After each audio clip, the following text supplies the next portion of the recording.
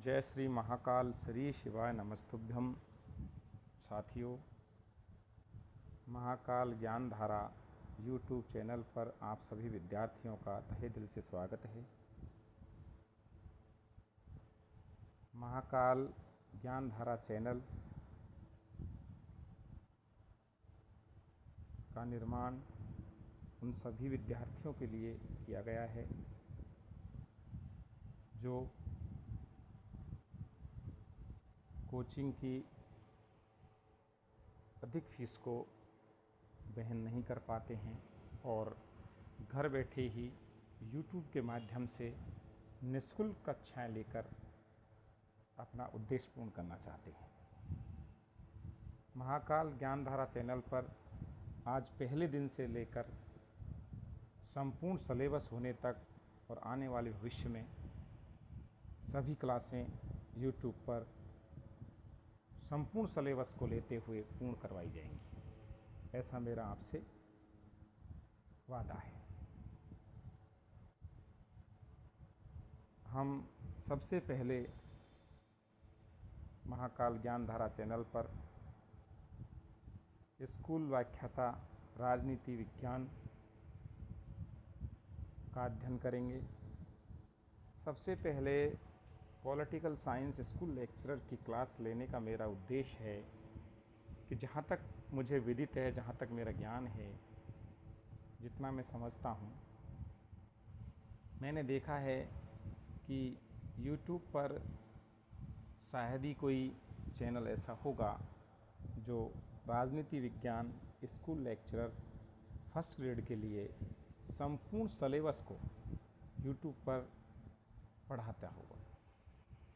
शायद ही कोई ऐसा चैनल हो, आप विद्यार्थियों को विदित हो सकता है, तो मेरे ज्ञान में जहाँ तक है YouTube पर शायद ही कोई ऐसा चैनल हो सकता है जो संपूर्ण सिलेबस को पॉलिटिकल साइंस फर्स्ट ग्रेड के को पूर्ण करवाता होगा। इसी उद्देश्य को मद्देनज़र रखते हुए मैं महाकाल ज्ञान धारा YouTube चैनल पर सबसे पहले आप सभी विद्यार्थियों को जो फर्स्ट ग्रेड की तैयारी कर रहे हैं उनको बताना चाहूँगा कि मैं school lecture first grade RPSC political science के सेकंड पेपर का जो पूरा सिलेबस है उसको YouTube पर कंप्लीट करवाऊँगा, ऐसा मेरा आपसे वादा है और आप आने वाले भविष्य में इसे पूर्ण होता हुआ देखेंगे। मैं सभी विद्यार्थी जो फर्स्ट ग्रेड की तैयारी कर रहे हैं उन सबको ये निश्चिंत रूप से विश्वास दिलाता हूँ कि संपूर्ण सिलेबस को समय से पूर्व ही कंप्लीट करवा दूँगा। मेरा जो पढ़ाने का तरीका रहेगा, जो मेरा अनुभव है, वो नोट्स मेकिंग पैटर्न पर रहेगा। नोट्स के रूप में सभी क्लासें रहेंगी ताकि जितनी भी ऐसी बातें हैं जो परीक्षा में कम दृष्टिगत होती हैं वो ना हों और जो बहुत ही इम्पोर्टेंट चीज़ें हो वो नोट्स मेकिंग पैटर्न में हम आपको पढ़ाएंगे। आप साथ ही साथ नोट्स बनाते चलें। जहाँ तक मैं समझता हूँ पिछले वर्ष का जो पॉलिटिकल साइंस का पेपर रहा वो काफ़ी बेहद उच्च स्तर का रहा। फिर भी इतना विश्वास दिलाता हूँ कि यदि आप प्रतिदिन क्लास लेंगे और प्रतिदिन का मैटर प्रतिदिन ही पढ़ते हुए याद करते चलेंगे तो सफलता 100% आपको मिलेगी, ये आपसे मैं वादा करता हूँ। तो चलिए महाकाल ज्ञान धारा चैनल पर आज पहली क्लास का श्री गणेश करते हैं और हम वेस्टर्न पॉलिटिकल थिंकर के रूप में प्लेटो को पढ़ेंगे। सबसे पहले प्लेटो, जो कि सुकरात का शिष्य और अरस्तु का गुरु था, जिसका जन्म प्राचीन यूनान के नगर एथेंस के एक विशिष्ट कुलीन परिवार में हुआ 428 ईस्वी पूर्व, जिनके पिता का नाम एरिस्टोन और माता का नाम पेरिप्टियोने था। प्लेटो के दो भाई थे, ग्लूकॉन और एडिमेंटस। एक बहन थी पोर्टिनो नाम की। प्लेटो का जो असली नाम था वो एरिस्टोक्लिस था। एरिस्टोक्लिस का अर्थ होता है सबसे अच्छा और प्रसिद्ध। आप इसे ज़रूर याद रखें, क्योंकि यदि एक मध्यम स्तर का पेपर बनता है तो ऐसी चीज़ें पूछी जा सकती है। एरिस्टोक्लिस, इसका मतलब होता है सबसे अच्छा और प्रसिद्ध। प्लेटो जो नाम है ये एरिस्टोक्लिस का उपनाम था। प्लेटो या अफलातून, जो प्लेटिस शब्द से बना था।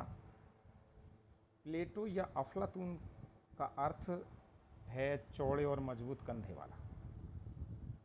प्लेटो के जन्म के समय एथेंस और स्पार्टा में पेलोपोनेशियन वार चल रहा था, जो कि 28 वर्ष तक चला था।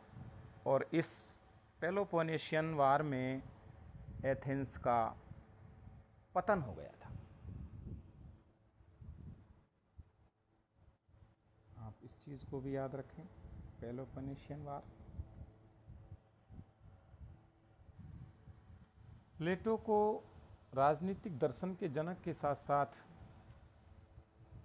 नॉर्मेटिव राजनीतिक सिद्धांत का जनक भी कहा जाता है, यानी कि मानकीय राजनीतिक सिद्धांत। इसे सबसे पहला व्यवस्थित राजनीतिक सिद्धांतकार भी कहते हैं।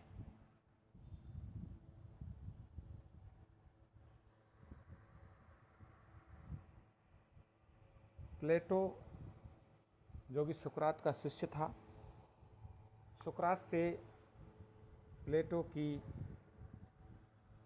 सर्वप्रथम जब मुलाकात हुई 407 ईसा पूर्व में, उस समय प्लेटो की आयु मात्र महज 20 वर्ष थी। इसे आप याद रखेंगे। विशेष महत्वपूर्ण फैक्ट है ये कि जब सुकरात से प्लेटो की मुलाकात हुई उस समय प्लेटो की आयु कितनी थी। तो प्लेटो ने अपने कहा था, मैं ईश्वर का धन्यवाद करता हूँ कि मैं संस्कृत गैर यूनान की बजाय यूनान में जन्मा, दास के बजाय नागरिक के रूप में और स्त्री के बजाय पुरुष के रूप में जन्मा। किंतु सबसे अधिक धन्यवाद मैं इस बात के लिए करता हूँ कि मैं सुकरात के युग में जन्मा। सुकरात उस समय का प्राचीन यूनान का एक बहुत ही प्रतिभाशाली दार्शनिक था।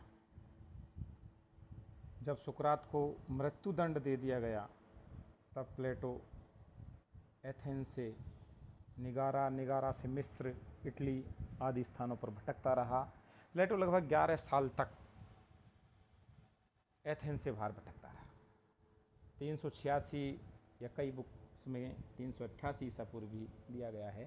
प्लेटो वापस एथेंस लौटा और एथेंस लौटकर प्लेटो ने यूनान के प्रथम विश्वविद्यालय के रूप में एकेडमी की स्थापना की। ये बहुत ही इम्पोर्टेंट बिंदु है, इसे आप याद रखेंगे। एकेडमी की स्थापना की। प्लेटो ने जो यूनान में एकेडमी की स्थापना की, एकेडमी यूनान में उच्च शिक्षा और बौद्धिक अध्ययन का केंद्र बनी थी। प्लेटो ने एकेडमी के दरवाजे पर लिखवा दिया था कि जिन लोगों को गणित का ज्ञान नहीं है वे अंदर ना आए। कहने का तात्पर्य ये है कि प्लेटो की एकेडमी में उन लोगों को ही प्रवेश दिया जाता था जिन लोगों को गणित आती थी। जो गणित का ज्ञान नहीं रखते थे उनको प्लेटो की एकेडमी में प्रवेश नहीं दिया जाता था। ये आज की हमारी पहली कक्षा पूर्ण होती है। अगली कक्षा में हम सोफिस्ट विचारकों के बारे में पढ़ेंगे और प्लेटो की रचनाओं के बारे में पढ़ेंगे। प्लेटो की रचनाएं बहुत ही महत्वपूर्ण, जहाँ से प्रश्न आने की ज़्यादा संभावनाएं रहती हैं। तो चलिए दूसरी क्लास में हम इन चीज़ों को पढ़ेंगे। धन्यवाद।